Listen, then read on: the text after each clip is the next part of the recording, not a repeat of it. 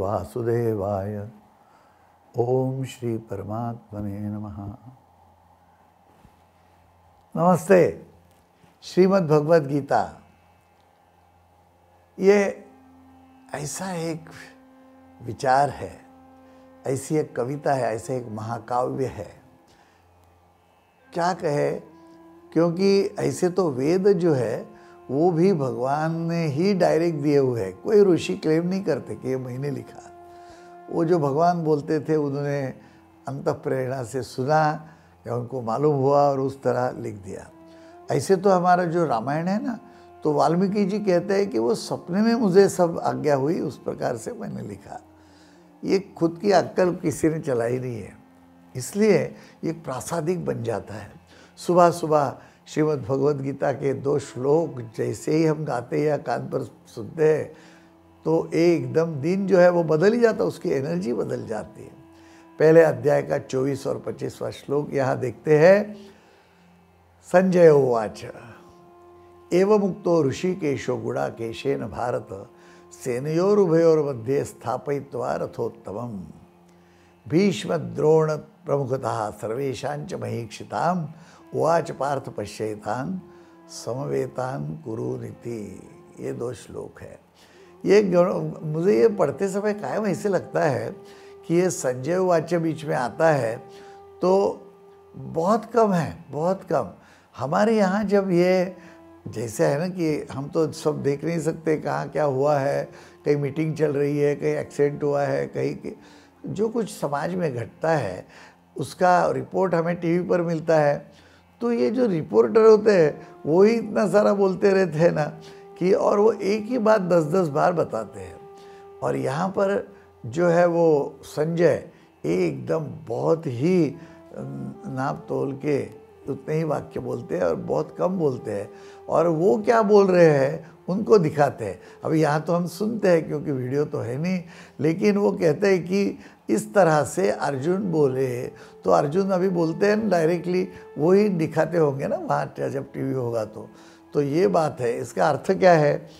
भारत मतलब हे धृतराष्ट्र गुडाकेशेन अर्जुन द्वारा एवं उक्ता, इस प्रकार कहे हुए ऋषिकेशः महाराज श्री कृष्ण ने उभयोः सेनयोः मध्य, दोनों सेनाओं के बीच में भीष्म द्रोण प्रमुखतः, भीष्माचार्य द्रोणाचार्य और सर्वेशाम महीक्षिताम, सब राजाओं को के सामने रथोत्तमम स्थापयित्वा, उत्तम रथ खड़ा करके इति उवाच, ऐसे कहा कि हे पार्थ मतलब हे अर्जुन, एतान समवेतान, इन इकट्ठे हुए कुरून पश्य, कौरवों को देख।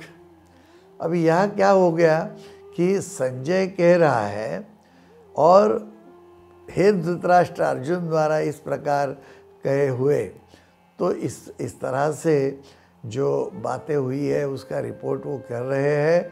और महाराज श्री कृष्ण ने एक्टिंग जो की, मतलब वो जो काम किया वो उसका वर्णन आ गया कि इनको कहा ना कि मुझे देख रहे तो सामने रथ खड़ा करो।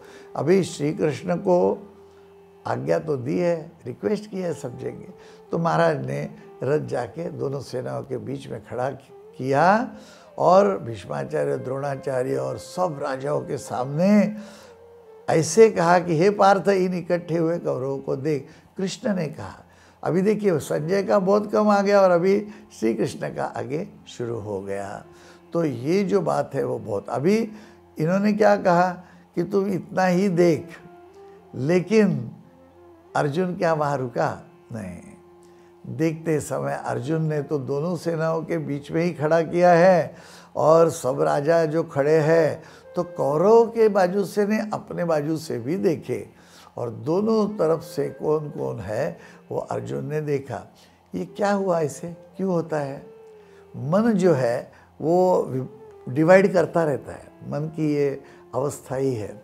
तो मन है ये भी देखता है वो भी देखता है, इधर जाएगा उधर जाएगा, इस तरह से मन घूमता रहता है। तो इन्होंने तो कहा कि ये कौरव के देखो कौन लोग हैं, लेकिन उसने अपने साइड के भी लोग देख लिए, दोनों बाजू के लोग देख लिए, और इसमें ही एक गड़बड़ शुरू हो गई। इसलिए मैं यहाँ पर एक सूचना जो है हमें श्रीमद् भगवद गीता करती है, उसको ध्यान रखता हूँ कि ये मन को करने मत देना, त्राटक करो, एकाग्र करो मन को। भगवान जब कहते हैं कि कौरवों के साइड देखो, तो क्यों तुम इधर उधर पांडवों को भी देख रहे हो? दो साइड देखने में मतलब ये भी हो सकता है, वो भी हो सकता है, इसमें क्या है, ये ऐसा है, उसमें ऐसा है, वो आदमी तो बहुत अच्छा है लेकिन एक दो है ना वो बराबर नहीं, वो अपनी पत्नी के साथ लड़ता है। अभी वो पत्नी के साथ लड़ना न लड़ना उसका पर्सनल थिंग है, तुम्हारे साथ जो व्यवहार होने वाला है उसमें पत्नी कहाँ बीच में आती है? तो ये जो मन का व्यवहार है वो हो गया इसमें, और इसका नतीजा आगे क्या निकला वो हम अगले श्लोक में देखेंगे। लेकिन ये ध्यान में रखना है कि एक बार जब कोई काम करना हो तो पूरा जान लो और एक चित्त से जान लो, उसको डिवाइड करके मत करो, ये अच्छा वो अच्छा, ये अपने वो नहीं अपने, ऐसे मत करो। और मन को स्थिर रख के एक अभ्यास करके फिर कर्म करना उचित है। श्री गीता टैरो, श्रीमद् भगवद गीता के ऊपर जितना हमारा प्रेम है और जितना आदर है, श्रद्धा है, उसको व्यक्त करने का और एक इलाज ये मैंने ढूंढ निकाला था।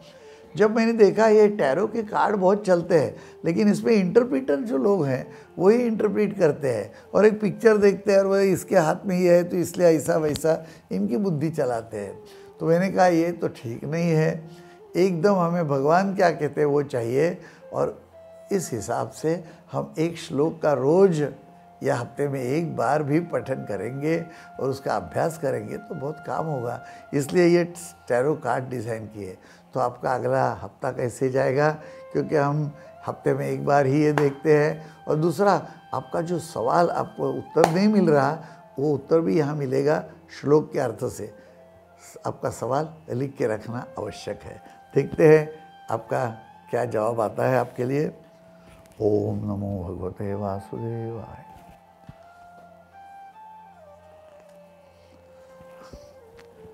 श्री भगवान उवाच कर्मण्येवाधिकारस्ते मा फलेषु कदाचन मा कर्म फल हेतुर्भूः मा ते संगोऽस्त्व कर्मणि। तो ये जो है दूसरे अध्याय का 47वां श्लोक आया है और क्या कहते हैं, कर्म करते हुए आनंद लेना इतना ही तुम्हारा अधिकार है। मैं तो कहता हूँ आनंद ही लेते रहना। मैं गिर जाता हूँ ना तो भी हंसता रहता हूँ और उसका ही भी एक जोक बना लेते हैं ताकि सबको आनंद हो और हमको लोग एकदम सीरियस नहीं हो जाए और बाप रे गिर गया अभी क्या हुआ, फ्रैक्चर हुआ अब तो 1 महीना, ऐसा कुछ नहीं है। तो कर्म करते समय भगवान कहते हैं कि आनंद लेना इतना ही तुम्हारा अधिकार है। तो हम तो ज़्यादा अधिकार ले लेते हैं, इतना दिया है तो आगे भी ले लो। फल में कभी नहीं तथा फल में कभी नहीं, मतलब जो फल आएगा ना उसके लिए वेट करेंगे, तना होगा।